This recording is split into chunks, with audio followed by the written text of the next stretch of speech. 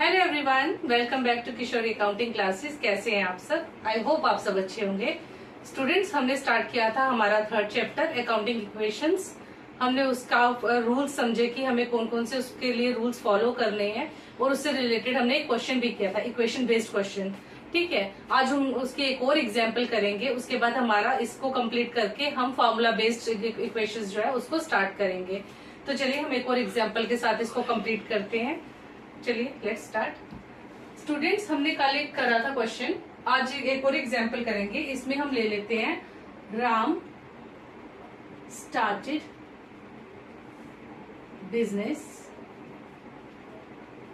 With cash stock with cash ₹50,000 stock ₹25,000 and furniture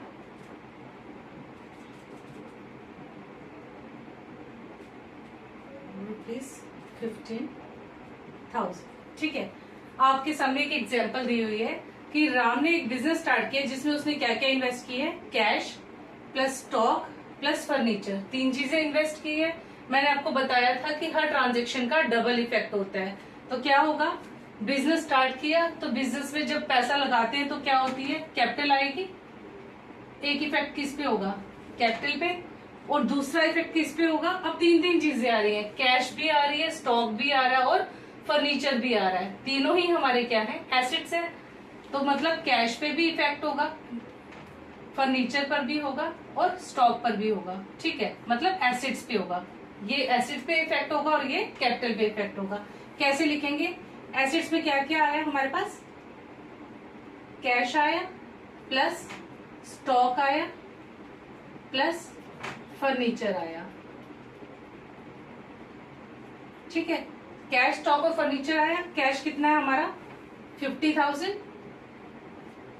plus stock कितना है 25,000 plus furniture कितना है 15,000। हमारे टोटल एसेट्स जो होंगे वो किसके बराबर होंगे, जो कैपिटल हमने इन्वेस्ट करी है, यानी कि इन तीनों का सम 50 प्लस 25 75 75 प्लस 19 75 प्लस 15 होगा 90,000। ठीक है, तो यानी कि हमारा इन तीनों का जो सम होगा वो किसके बराबर होगा, 90,000 के। 90,000 का कैपिटल हो गया, कैश स्टॉक और फर्नीचर हो गया, दोनों तरफ इसका इम्पैक्ट हो गया। बैलेंस बराबर, इसका हम नीचे बैलेंस निकालेंगे। यहां पे आ जाएगा 50,000 प्लस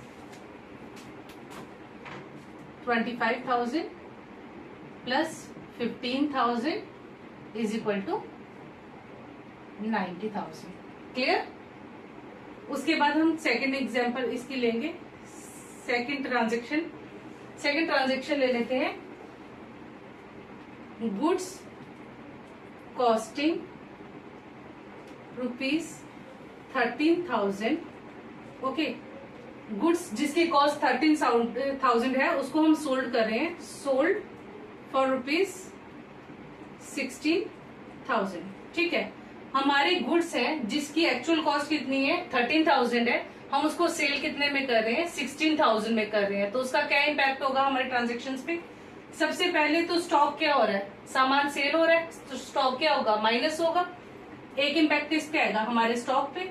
स्टॉक क्या होगा, माइनस। एक्चुअल कॉस्ट कितनी है स्टॉक की 13,000 का स्टॉक हमारे से माइनस हो रहा है, यहाँ हम क्या लिखेंगे 13,000। राइट। अब हमें जो गुड्स हम बेच रहे हैं वो कितने में बेच रहे हैं, हम 16,000 में बेच रहे हैं, यानी कि कैश कितना है हमारे पास 16,000 आएगा।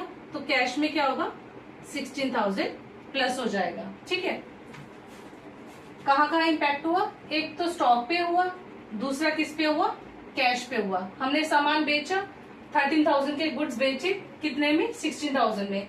स्टॉक क्या हुआ माइनस, कैश क्या हुआ प्लस। स्टॉक कितना माइनस हुआ 13,000 का, मगर कैश कितना आ रहा है 16,000। जब भी हमारे बिजनेस में कोई भी प्रॉफिट होता है या किसी तरह की इनकम होती है तो हम उसको कहाँ पे प्लस करते हैं, कैपिटल में प्लस करते हैं। तो इसको हम कहाँ प्लस करेंगे, जो 3000 का हमें बेनिफिट हुआ है, 13,000 का स्टॉक अगर 16,000 में सेल होता है तो 3,000 का हमें क्या हुआ, प्रॉफिट हुआ ना, बेनिफिट हुआ। तो वो 3,000 हम क्या करेंगे, इसके अंदर प्लस कर देंगे। क्लियर, यहां तक क्लियर है आपको? ओके 50 प्लस 16 कितना होगा, 66,000 हो जाएगा ये। ठीक है, इन दोनों को प्लस करेंगे, 50,000 प्लस 16,000 66,000 हो गया। इसमें से हमें 25,000 के स्टॉक में से 13,000 के स्टॉक को माइनस करना है। तो इधर हम लिखेंगे प्लस, इन दोनों को हम करेंगे माइनस। 5 में से 3 माइनस 2, 12,000। ठीक है, कितना बैलेंस बचा हमें, 12,000 प्लस यहाँ पे क्या आ जाएगा, 15,000। ये तीनों किसके बराबर है, यहाँ पे भी क्या होगा, 90,000 में 3,000 प्लस हो जाएंगे, कितना हो जाएगा ये 93,000। इसका टोटल करके देख लेते हैं हम, 66,000 प्लस 12,000 प्लस 15,000, 93,000 दोनों का टोटल सेम। उसके बाद हम थर्ड ट्रांजेक्शन ले लेते हैं। Purchase goods on credit. Purchase goods on credit for rupees,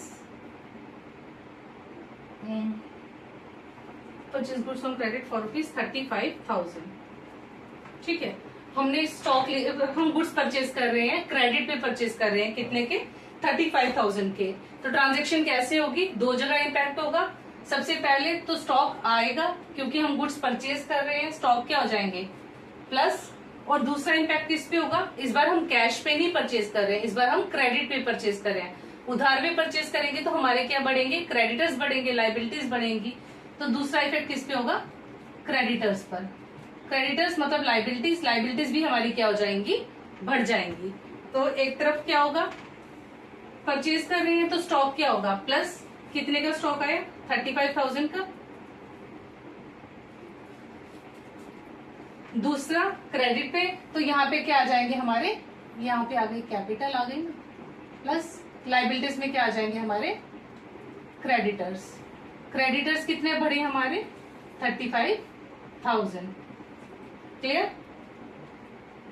यहाँ पे इनका अब आप टोटल निकालोगे। कैश हमारा 66,000 प्लस, इन दोनों को प्लस करेंगे, टोटल स्टॉक कितने का हो गया हमारे बिजनेस में, 47,000 का स्टॉक प्लस 15,000 क्या है हमारे पास, फर्नीचर। इसका सम जो आएगा वो किसके बराबर होगा, 93,000 प्लस 35,000। इसको आप चेक कर सकते हो, दोनों का टोटल जो होगा वो सेम होगा। आप इसको नोट डाउन कर लो या इसका स्क्रीनशॉट ले लो। ओके स्टूडेंट्स, हमारे जो लास्ट बैलेंसेस बचे मैंने यहाँ पे नोट डाउन कर लिए उसको। उसके आगे अगली ट्रांजेक्शन करते हैं, depreciate furniture ₹2,000।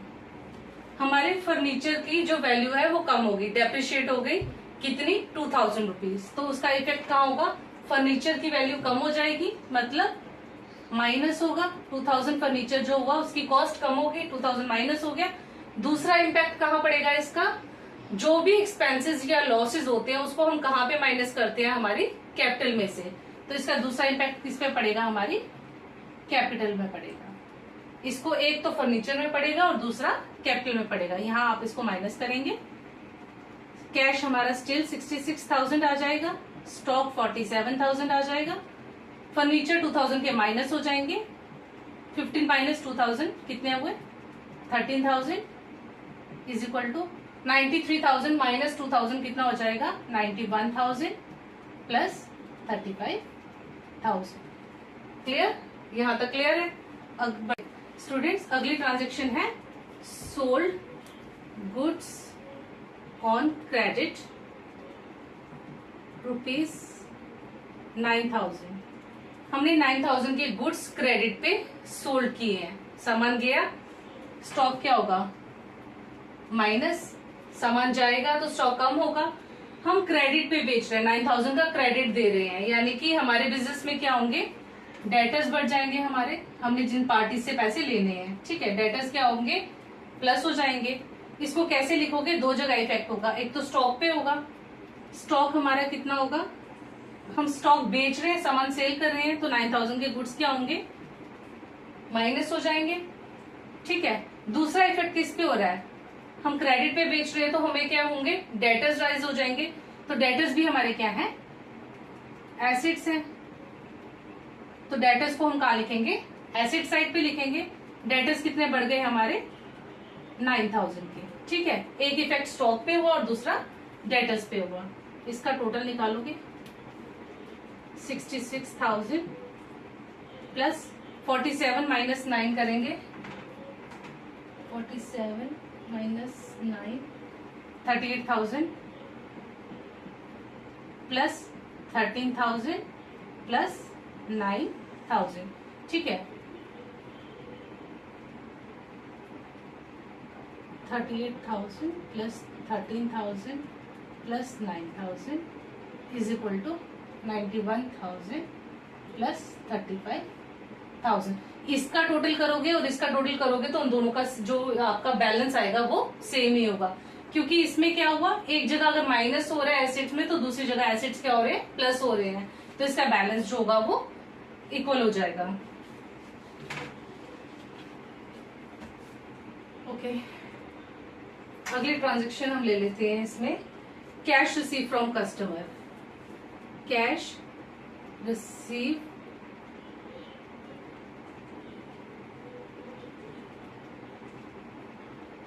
Receive from customer. हमने कैश रिसीव किया कस्टमर से, सपोज 5600, ओके, कैश रिसीव किया कस्टमर से 5600 का कैश रिसीव किया, एंड अलाउ हिम डिस्काउंट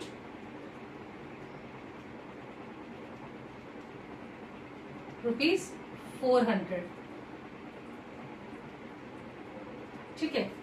कह रहे हैं अगली ट्रांजेक्शन है कि हमने कैश रिसीव किया कस्टमर से कितना, 5600 का, और उसे 400 का डिस्काउंट अलाउ किया, ठीक है। तो इस ट्रांजेक्शन को कैसे रिकॉर्ड करेंगे, सबसे पहले तो बिजनेस में कैश आ रहा है, कैश रिसीव करेंगे, तो कैश एक इफेक्ट किस पे होगा, कैश पे होगा। कस्टमर से रिसीव कर रहे हैं जिसको हमने क्रेडिट पे बेचा था, यानी कि डेटर्स से पैसा वापस आ रहा है, तो कितना, दूसरा इफेक्ट किस पे होगा, हमारे डेटर्स पर होगा, और तीसरा इफेक्ट किस पे होगा, डिस्काउंट। अगर हम कैश रिसीव कर रहे हैं, ठीक है, बिजनेस में पैसे आ रहे हैं, तो हमें क्या करना पड़ रहा है, हम डिस्काउंट अलाउ कर रहे हैं, यानी कि डिस्काउंट दे रहे हैं, तो बिजनेस में क्या हो रहा है, हमें लॉस हो रहा है 400 का। उसका इफेक्ट क्या होगा, एक्सपेंसेस एंड लॉसेस हम कहाँ पे माइनस करते हैं, हमारी कैपिटल में से, तो तीसरा इफेक्ट किस पे होगा, हमारी कैपिटल पे, राइट। इसको कैसे लिखेंगे, सबसे पहले तो कैश आएगा, बिजनेस में कैश रिसीव होगा, कितना कैश रिसीव हुआ है हमारे पास, 5600, तो यहाँ पे हम 5600 को लिखेंगे, कैश 5600 आया, किससे आ रहा है, हमारी पार्टी से, डेटर से आ रहा है, ठीक है। इसको हम अभी मेंशन करेंगे, यहाँ पे कितने का लॉस हो रहा है हमें, 400 का, तो हम लॉसेस को क्या करते हैं, कैपिटल में से माइनस करते हैं, राइट। 400 का लॉस हो गया, 5600 हमने रिसीव किया, जबकि हमारा टोटल हमें रिसीव कितना लेना था, उससे 6000 लेना था, तो पार्टी में तो पूरा मेंशन करेंगे ना, क्योंकि पार्टी को सेटल करेंगे हम। यहाँ पे हमारे 6000 बनते थे, हमने दिए उससे रिसीव कितने किए, 5600, और 400 का हमने उसको क्या किया, डिस्काउंट दे दिया, लेकिन मतलब पेमेंट कितनी थी, 6000 की थी ना, जिस पे से हमने 56 रिसीव कर लिया और 400 का डिस्काउंट दिया, तो डेटर्स हमारे कितने हो जाएंगे, 6000। तो यहाँ पे आप इसका क्या करोगे, टोटल निकालोगे, 66,000 प्लस 5600, 66,000 प्लस 5600, ये हो गया आपका 71600 प्लस 38,000 प्लस 13,000। डेटर्स हमारे क्या होंगे, कम हो जाएंगे, क्योंकि पैसे आ रहे हैं, ये प्लस नहीं होंगे, ये माइनस होंगे, क्योंकि डेटर पैसे दे रहा है, तो 9,000 में से 6,000 क्या होंगे, माइनस हो जाएंगे, कितने बच गए पीछे, 3,000 के, ठीक है। कैपिटल कितनी है 91,000 में से 400 माइनस किए 400 90600 और हमारे क्रेडिटर्स कितने हैं 35,000। इनका टोटल करके देख लेते हैं कि बैलेंस बराबर है या नहीं है। 71600 plus 38,000 plus 13,000 plus 3,000 okay 1,35,600 90600 plus 35,000 1,25,600 दोनों का बैलेंस बराबर है। यहाँ तक इक्वेशन सेम है। ठीक है स्टूडेंट्स, आप इसको नोट डाउन कर लीजिए या इसका स्क्रीनशॉट ले लीजिए, फिर हम इसको कंटिन्यू करते हैं। ओके स्टूडेंट्स, ये हमने लास्ट जो बैलेंसेस थे वो मैंने यहाँ पे नोट किए हैं। उसके बाद एक ट्रांजेक्शन और लिखो, bad debts return of ₹1,500। Bad debts return of ₹1,500। 1,500 rupees जो है हमारे, मतलब ये अमाउंट जो है वो हमारी क्या हो गई, खत्म हो गई। मतलब ये पैसे हमें नहीं मिलेंगे। बैड डेट्स का मतलब होता है पैसा डूब जाना। अब ये पैसा नहीं मिलेगा। उसको हम अपनी बुक्स में अब राइट ऑफ कर चुके हैं बैड डेट्स। तो बैड डेट्स मतलब डेटर्स में से उसका इफेक्ट क्या होगा, एक तो डेटर्स में होगा कि हमारी ये पार्टी पैसे नहीं देगी। अब कितने पैसे नहीं आएंगे 1,500। ये हमारे पैसे क्या हो गए, लॉस में चले गए। डेटर्स में से तो माइनस होंगे। दूसरा इफेक्ट क्या हुआ, हमारे बिजनेस को 1,500 का लॉस हुआ क्योंकि पार्टी 1,500 रुपीज वाली जो थी वो पैसे नहीं दे रही है। तो उसको हम क्या करेंगे, कैपिटल में से 1,500 को माइनस करेंगे। ठीक है, तो यहाँ पे इसको आप इसका टोटल निकालोगे। 71600 cash, 38,000 plus 13,000 plus 3,000 minus 1,500, 1,500 is equal to 90600 minus 1,500 कितना होगा 89100 प्लस 35,000। ठीक है स्टूडेंट, अगली ट्रांजेक्शन, पेड इलेक्ट्रिसिटी बिल ₹3,000। हमने इलेक्ट्रिसिटी बिल पे किया 3,000 का। इसको कैसे नोट डाउन करेंगे, दो जगह इफेक्ट होगा इसका। एक कैश हमारी जाएगी, कैश पे इफेक्ट होगा, राइट। दूसरा क्या होगा, जितने भी एक्सपेंसेस या लॉसेस होते हैं उसका इफेक्ट कहाँ पे होता है, कैपिटल में होता है। तो दूसरा इफेक्ट कहाँ होगा इसका, कैपिटल में होगा। कैश क्या होगी माइनस और कैपिटल भी क्या होगी माइनस, दोनों पे हमारा माइनस का इफेक्ट होगा। इलेक्ट्रिसिटी बिल पे कर रहे हैं, कैश क्या हो जाएगी 3,000 माइनस और कैपिटल भी क्या होगी 3,000 माइनस। आई होप आपको यहाँ तक ये चीजें समझ में आ रही है कि हमें ट्रांजेक्शन्स को किस तरह से रिकॉर्ड करना है। आई होप आप ये चीज समझ पा रहे होंगे स्टूडेंट्स। 71600 माइनस 3,000, कैश कितना बचा हमारे पास 68,600,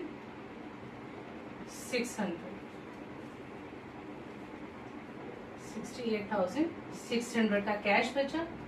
38,000 हमारा स्टॉक है, 13,000 का फर्नीचर है, प्लस 15,000 के हमारे डेटर्स हैं। 89100, 1,500 के हमारे डेटर्स हैं। ठीक है, अब 89100 माइनस 3,000 माइनस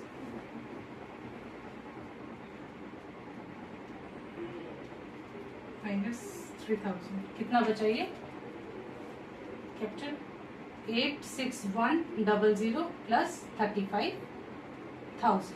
ठीक है, आई होप क्लियर। अब हम करते हैं अगली transaction, cash paid cash to creditors ₹3,000 नहीं, पेड कैश टू क्रेडिटर ₹2,400। हमने क्रेडिटर्स को कितने पे किए 2,400 पे किए। जब हम किसी को पैसे पे करते हैं तो हम उससे क्या करते हैं, डिस्काउंट रिसीव करते हैं। हमने पार्टी को क्रेडिटर को 2,400 रुपीज दिए and receive discount ₹600 and receive discount ₹600। हमने किसी पार्टी को कैश पे किया, हमने कितना पे किया उसको 2400 कैश पे किया और उससे हमने 600 का क्या लिया, डिस्काउंट रिसीव किया। तो इसका इफेक्ट कहाँ कहाँ होगा, एक तो कैश पे कर रहे हैं, कैश पे इफेक्ट होगा, दूसरा क्रेडिटर को हम पे कर रहे हैं तो दूसरा क्रेडिटर पे इफेक्ट होगा, और तीसरा क्या होगा, डिस्काउंट रिसीव कर रही है तो यानी बिजनेस को क्या हो रहा है, फायदा हो रहा है, तो उसका इफेक्ट किस पे होगा, कैपिटल पे होगा। तीनों पे इफेक्ट डालेंगे, कैश माइनस होगा क्योंकि हम पे कर रहे हैं 2400। क्लियर। दूसरा इफेक्ट किस पे होगा इसका, क्रेडिटर्स। हमने क्रेडिटर्स को 2400 रुपीज पे कर दिए तो क्रेडिटर्स हमारे कम हो जाएंगे ना, 2400 क्या हो जाएगा हमारा, कम हो जाएगा इसमें। सॉरी, क्रेडिटर्स कितने सेटल होंगे हमारे, 2400 हमने पे किया और 600 का हमने क्या लिया, उससे डिस्काउंट रिसीव किया ना, लेकिन हमें उसके अकाउंट में सेटल कितना करना है, 3000 सेटल करना है, राइट। 2400 हमने उसको पे किया, करना कितना था, 3000 पे करना था, उसके बदले हमने उससे 600 का क्या लिया, डिस्काउंट लिया, तो पार्टी में 3000 पूरा सेटल होगा। ठीक है, तो हमारे को जो 600 हुआ उसका क्या हुआ, बेनिफिट हुआ। तो जो भी प्रॉफिट और जो होते हैं, इनकम्स होती हैं या गेन्स होते हैं, उसको हम क्या करते हैं, कैपिटल में प्लस कर देते हैं, राइट। अब हम इसका क्या निकालेंगे, यहाँ पे बैलेंस निकालेंगे। तो इसका बैलेंस निकाल लेते हैं। 68600 प्लस 38,000 प्लस 13,000 प्लस, मैं क्या कर रही हूँ, 68600 माइनस 2400। सॉरी, इन दोनों को हमें क्या करना है, 68600 में से 2400 को माइनस करना है। हमारे पास कितना कैश बचा, 66200। बाकी बैलेंस सेम आ जाएंगे, 38,000 प्लस 13,000 प्लस 1500। अब यहाँ पे भी क्या होगा, यहाँ पे प्लस हो रहा है, 86100 प्लस 600 डिस्काउंट का प्लस हो जाएगा, कितना आया, 86700। यहाँ पे क्या होगा, 3000 माइनस हो जाएगा क्रेडिटर में से, 35 थे, माइनस करेंगे तो कितना बचेगा, 32,000। ये आप नोट डाउन कर लो। अब इसके बेसिस पे हम बैलेंस शीट बनाएंगे। ओके स्टूडेंट्स, अब हम बनाएंगे इन इक्वेशंस के बेसिस पे बैलेंस शीट। हमारे जो बैलेंसेस आए एसेट साइड के और लायबिलिटी साइड के, उनकी बैलेंसेस हम यहाँ पर डालेंगे और चेक करेंगे कि हमारी जो ट्रांजेक्शन्स थी वो हमने सही पोस्ट की थी, क्या उसकी सही ट्रांजेक्शन की है हमने, तो वो चेक कर रहे थे बैलेंस शीट में इस इक्वेशन को। तो हमारे जो एसेट्स आए स्टूडेंट्स, ये बैलेंस शीट का फॉर्मेट है। इस साइड हम लायबिलिटीज और इस साइड एसेट्स लिखते हैं। तो ये हमारी लायबिलिटीज क्या क्या है, सबसे पहले तो कैपिटल है। कैपिटल बैलेंस कितना था हमारा, 86700, 86700, ये हमारा कैपिटल का बैलेंस आया था। क्रेडिटर्स का बैलेंस कितना आया था हमारा, 32,000। ठीक है, बाकी ये तीन चारों हमारी एसेट्स हैं। सबसे पहले आ गया कैश। कैश कितना बैलेंस आया हमारा, 66,200। स्टॉक कितना आया, 38,000। फर्नीचर कितना आया, फर्नीचर का बैलेंस आया 13,000। और डेटर्स कितने बचे, डेटर्स बिजनेस में बचे हमारे को 1500 के। अब हम इसका क्या निकालेंगे, बैलेंस निकालेंगे।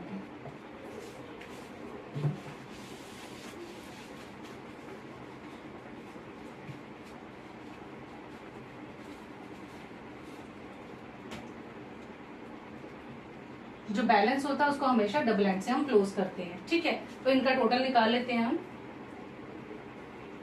86700 प्लस 32,000, कितना आया इसका बैलेंस, 118700, 118700। अब इसका टोटल कर लेते हैं, 66200 प्लस 38,000 प्लस 13,000 प्लस 1,500।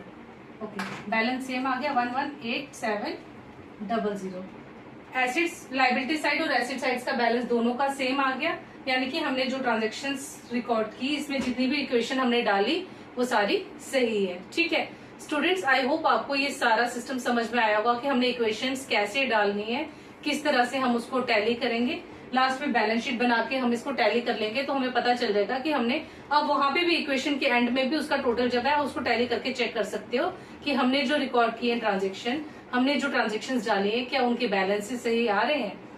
तो यहाँ पे हमने अपना इक्वेशन बेस्ड जो थे वो क्वेश्चंस कंप्लीट किए स्टूडेंट। इसमें 4 तरह के क्वेश्चंस करने हैं हमने अकाउंटिंग इक्वेशन में। आई एम सॉरी, एक टाइप के हमारे क्वेश्चंस खत्म हो गए। कल हम फार्मूला बेस्ड क्वेश्चन करेंगे कि फार्मूला बेस्ड इक्वेशंस किस तरह से की जाती हैं।